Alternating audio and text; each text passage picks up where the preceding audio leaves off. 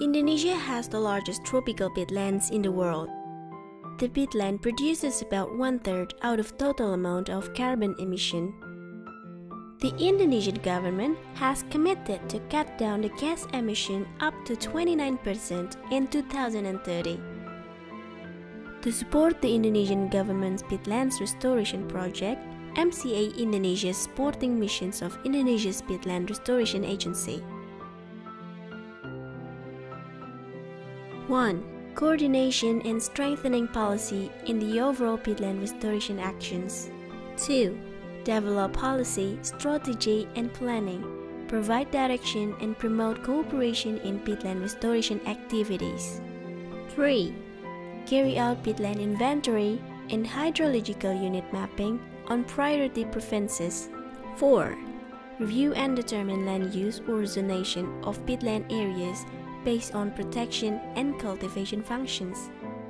5. Provide guideline, standard, and supervision on construction, operation, and maintenance for wetting infrastructure and all its accessories. 6. Rearranging the burnt peatlands management. 7. Socialization and education on sustainable management of peatland and its restoration. 8.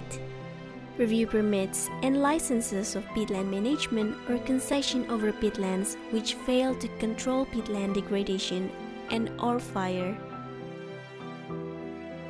As the part of Green Knowledge activity, MCA-Indonesia's Green Prosperity Project implements the multi-studies recommendation regarding maintenance and conservation of the peatlands in Indonesia. Forest fires have occurred repeatedly in Indonesia. The greatest fire incident began in 1982 to 1983 in East Kalimantan, with an area of about 3.6 million hectares. The next big fire occurred in 1994, burned 5.11 million of forest area in Sumatra and Kalimantan.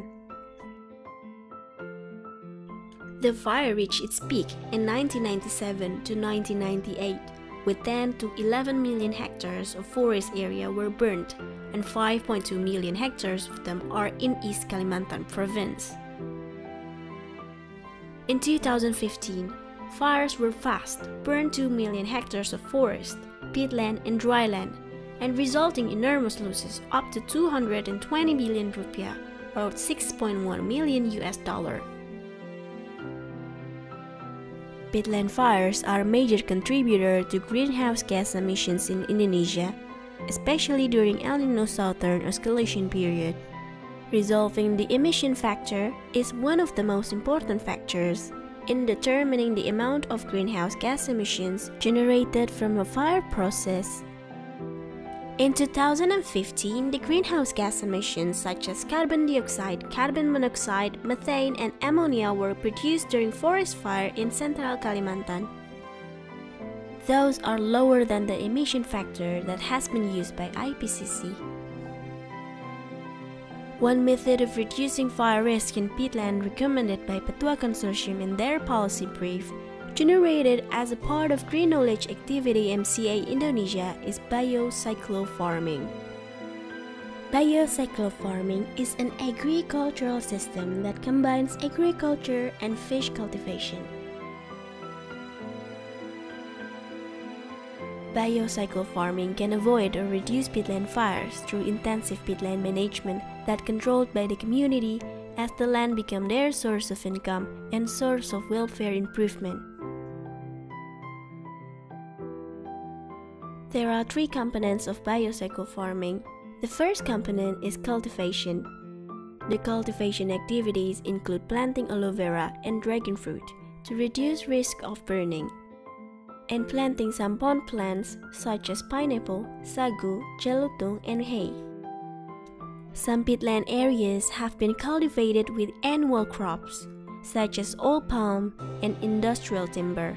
The cultivation of succulent plants can be arranged underneath the annual crops. The second component of CYCLO farming is fish cultivation. Fish can be cultivated on peatland with a minimum water supply for at least 4 months per year.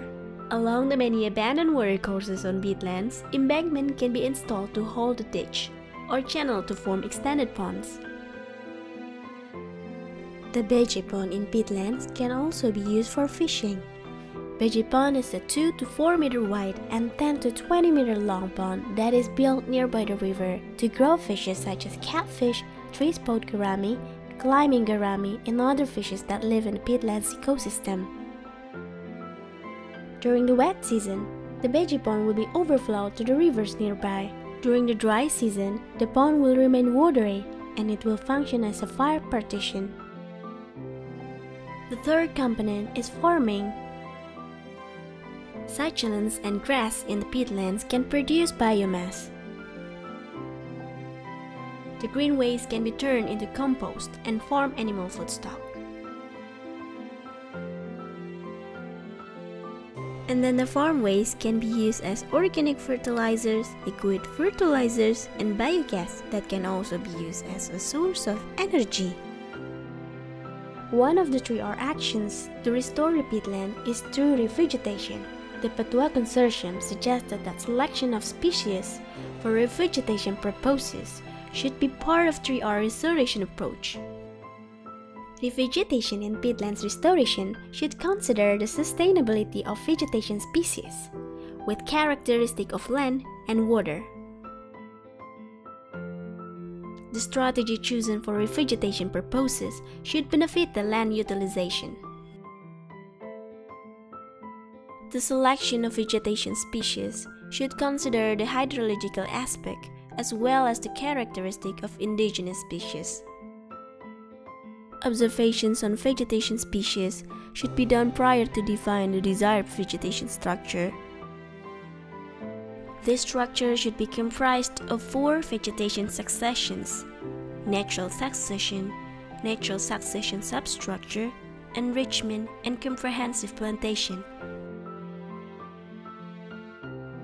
The revegetation strategy based on edible plant sowing, which enriches the vegetation in peatlands area, is aimed to prevent wildfire through sonar cultivation. This strategy will increase the index of agriculture up to 200% or even 300% in potential land.